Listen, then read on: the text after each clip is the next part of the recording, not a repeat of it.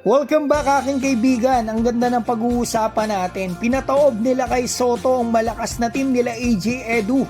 Binutata ni Kai ang dating player ng Jazz. Pinosterize at binutata ni Kai ang kanyang kaibigan. Pero bumawi ng salpak si Edu. Halika kaibigan, panoorin po natin.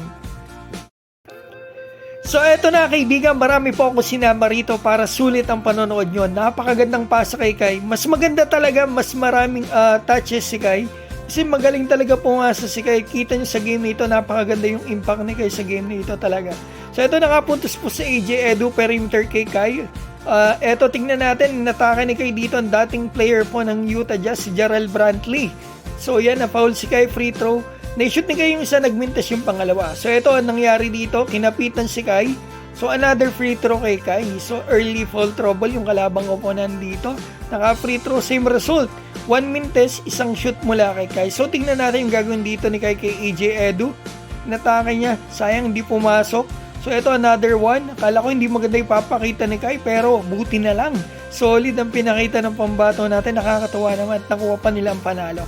So ito end of the first quarter. Ito stats 2 points, 3 rebound kay Kai Soto in 6 minutes. And then ito AJ Edu 2 points, 2 rebound in 8 minutes sa first quarter. So ito tingnan natin second quarter. Nabutata ni Kai si Jarrell Brantley na dating player ng Utah Jazz, nakalaban niya pa sa NBL noon. So eto, nakashoot dito ang pambato natin. At tingnan pa natin yung mangyayari dito. Pambansang siko ni Kai. National team player, yung defender niya doon. Matutuwa dito ang kanyang ninong. Kasi yung kanyang ninong talagang palaging gamit na gamit yung siko. So eto, kita natin. Great move. So tingnan natin yung gagawin pa rito ni Kai mga kaibigan. Ang ganda ng pasa ni LJ Peak. Susuklian naman yan mamaya ni Kai. Ganda naman ng mga pasa nila kay Kai. Mas maganda, mas marami silang touches. Ang ganda ng ikot ng bola, ang ganda ng laro nila. So eto, nadali pa si AJ Edu ng kanyang kaibigan. So eto, kitang-kita natin mga kaibigan, nadali sa poster. Eto si AJ Edu. Pero bumawi si AJ Edu sa kanyang kaibigan, salpak din. Sigurado nagkukulitan ng dalawang to after the game. So tingnan natin, napakagandang pasa na naman kay Kai. Napakatindi ng impact dito ni Kai sa game nito, dito sa kanilang pagkapanalo. Eto, halftime, 11 points and then meron pa si Kai mga assist at 3 blocks. So tingnan natin yung mangyayari dito, third quarter mga kaibigan ha. So eto, nakapiso ng solid dito, dapa si LJ Peak dito kay AJ Edu. Ang ganda ng pasa. Eto yung sukli ni Kai sa magandang pasa ni Jeff Gibbs.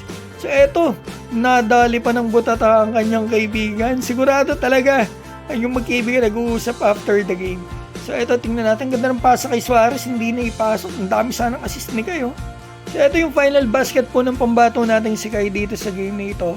Hindi naman to yung na-injured yung naiapak niya kay Suarez, kay Jeff Gibbs. Pero bigla na lang hinawakan ni Kai yung kanyang kaliwang ankle. Buti na maayos po yung kalagayan ng pambato natin. Masaya ako dahil nanalo sila, pero mas masaya ako dahil mukhang okay naman ang pambato natin. I'm sorry, mukhang okay ang pambato natin mga kaibigan. Wala po siyang malalang injury. Kita natin yung inapak niya kay Jeff Gibbs ay yung merong siyang sa tuhod. Yung merong long sack, pero yung hawak niya ay walang long sack.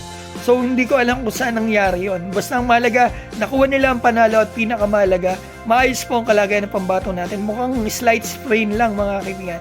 13 points, 8 rebounds, 3 assists, 24 minutes na playing time. Grabe yung stats na kayo mga kaibigan. 3 quarter lang siya naglaro dito. Sayang, double-double sana na naman to para sa pambato natin. 4 na blocks niya.